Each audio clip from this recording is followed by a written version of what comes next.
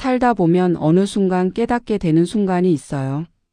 아, 내가 생각한 내 인생의 중심이 세상에선 아무 의미가 없을 수도 있구나.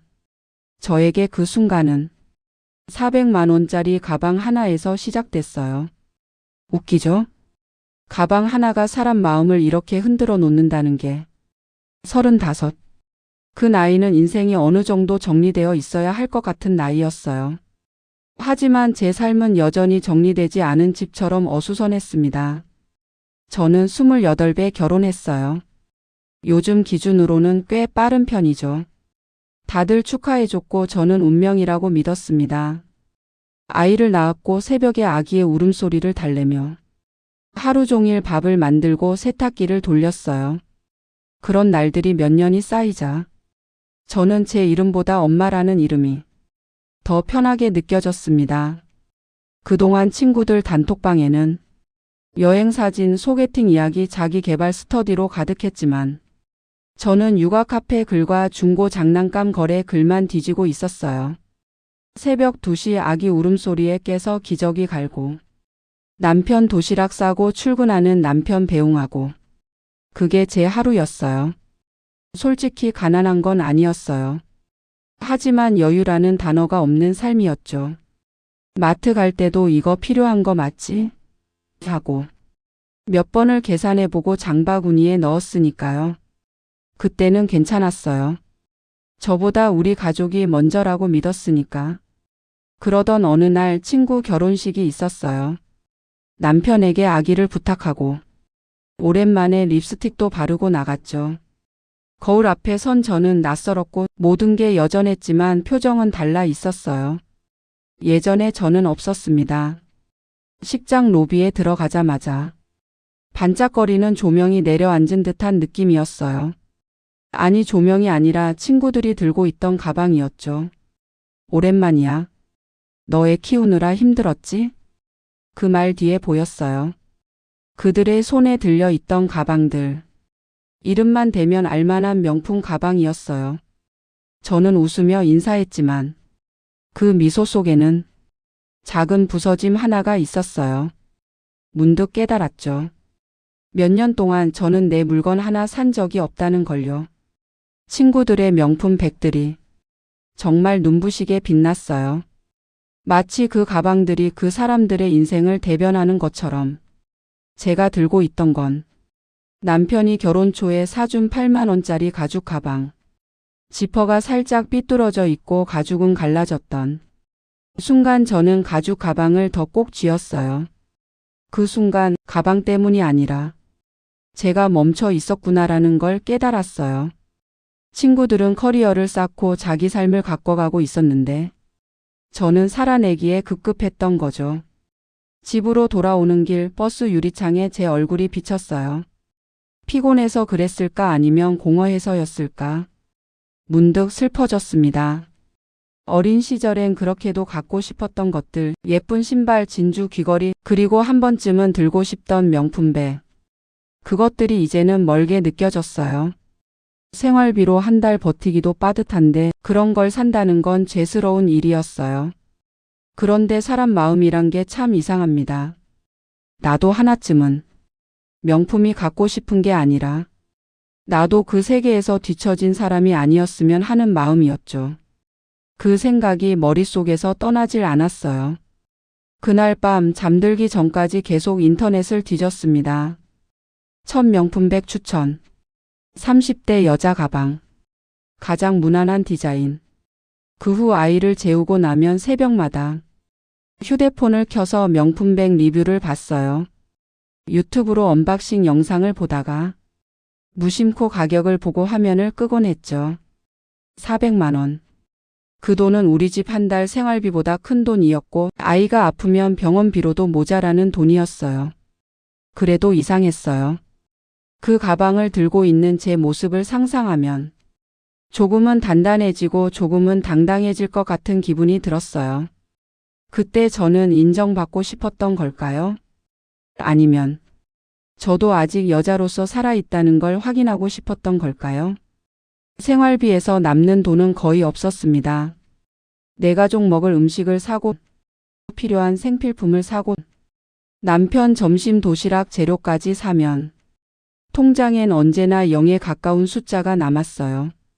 그래도 조금씩 아꼈습니다. 카페 아메리카노 한 잔 대신 집에서 인스턴트 커피. 새 옷 대신 다림질 잘한 예전 옷. 혼자 먹는 점심에는 그냥 김치에 밥만 먹기도 했어요. 남편에게는 말하지 않기로 했습니다. 아이들 학원비도 부담스럽다던 사람이었으니까. 그래서 제 용돈에서 조금씩 모으기 시작했어요. 한 달에 5만 원씩, 정말 덜 쓴 달에는 10만 원씩 단 몇천 원만이라도 통장에 넣으며 그렇게 모았습니다. 처음엔 느리다고 생각했습니다. 하지만 시간이 쌓이자 숫자가 조금씩 커졌어요. 그렇게 1년 반 동안 모았어요. 정말 1년 반이요. 통장에 402만 7천 원이 찍히던 날 휴대폰 화면을 보며 혼자 울었어요. 이게 가방 때문이 아니라 나도 뭔가를 해냈다는 느낌 때문이었죠. 그리고 드디어 가방을 샀어요. 컴퓨터로 결제를 할 때 이 돈이면 아이 옷이 몇 벌이지? 그런 생각이 잠깐 스쳤지만 이내 카드 결제음이 울렸죠. 그 순간 작은 해방감이 찾아왔어요. 이건 내 선물이야. 정말 오랜만에 나 자신에게 주는 선물. 택배 기사님이 박스를 두고 간 순간부터 심장이 어찌나 떨리던지 테이프를 자르고 브랜드 로고가 적힌 박스를 열고 속지까지 한 겹씩 벗겨내는데 솔직히 온몸에 전율이 올라오더라고요. 그 가방은 정말 예뻤어요. 제가 상상했던 것보다 더. 손잡이를 잡았을 때 왠지 모르게 이제 나도 괜찮은 어른이 된 기분. 그런 착각이 들었어요. 그날 밤 베개 옆에 가방을 두고 잤어요. 웃기지만 그만큼 간절했던 거죠. 며칠 뒤 친구들 모임이 있었어요. 그 가방을 들고 나갔죠. 햇빛 아래 반짝이는 금장 로고가 괜히 자랑스러웠어요. 카페 창문에 비친 제 모습이 정말 오랜만에 예뻐 보였어요. 피곤한 아줌마가 아니라 평범한 여자 같은 느낌. 근데 테이블에 앉자마자 한 친구가 그러더라고요. 너 이 브랜드 샀어? 근데 왜 이거 샀어? 요즘 이 디자인 사는 사람 없는데? 완전 아줌마 스타일이잖아. 다른 친구들이 피식 웃었어요. 그 웃음이 제 귓가에서 멈추지 않았어요. 누군가는 그래도 명품은 명품이지라고 말했지만 이미 제 가슴은 돌덩이처럼 내려앉아 있었죠. 1년 반 동안 모은 돈, 저의 노력, 저의 작은 꿈. 그 모든 게 그들 눈엔 그냥 촌스러움이었어요. 웃으며 넘겼지만 집으로 돌아오는 길에 이상하게 어깨가 무거웠어요. 그 가방이 아니라 제 자신이 더 무겁게 느껴졌죠. 지하철역에서 지하철을 기다리며 조용히 가방을 내려다봤어요. 정말 내가 감당할 수 있는 건 이게 아니었나 봐. 집에 돌아가는 지하철 창문에 비친 제 얼굴은 그 어느 때보다 초라해 보였어요. 나는 왜 그 가방 하나에 이렇게 흔들리는 걸까? 왜 이렇게 인정받고 싶어 하는 걸까? 아마도 제가 너무 오래 나를 잊고 살았기 때문일 거예요. 결혼하고 아이 키우고 가족을 위해서는 뭐든 아끼면서 정작 저를 위해서는 아무것도 쓰지 않았던 시간들. 그 긴 시간 동안 저는 사라졌어요. 엄마라는 이름 뒤에 며칠 동안 그 가방을 보면서 마음이 이상했어요. 그런데 문득 어느 날 밤 그런 생각이 들었어요. 정말 나를 슬프게 한 게 가방이었을까? 아니면 그걸 평가한 친구들의 말이었을까? 그리고 더 깊숙이 들어가면 어쩌면 가장 냉정한 판단을 내린 건 그들보다 나 자신이 아니었을까? 저는 제 스스로에게 속삭였어요. 넌 그런 걸 살 자격이 없어. 넌 지금 애 키우는 사람이잖아. 그 목소리를 따라 살다 보니 저는 정말로 나를 잃어버리고 있었어요. 그 가방을 산 이유는 더 이상 예쁘다는 이유가 아니었어요. 저는 친구들의 시선에서 벗어나고 싶어서, 뒤처지지 않는 사람처럼 보이고 싶어서 그 가방을 산 거였죠. 결국 저는 가방을 가진 나를 원했던 게 아니라 인정받는 나를 원했던 거예요. 지금 그 가방은 옷장 깊숙한 곳에 있어요. 친구들 모임 이후에는 다시 들지 않았어요. 하지만 버릴 생각도 없습니다. 왜냐면 그 가방은 제가 나를 되찾는 시작점이었으니까요.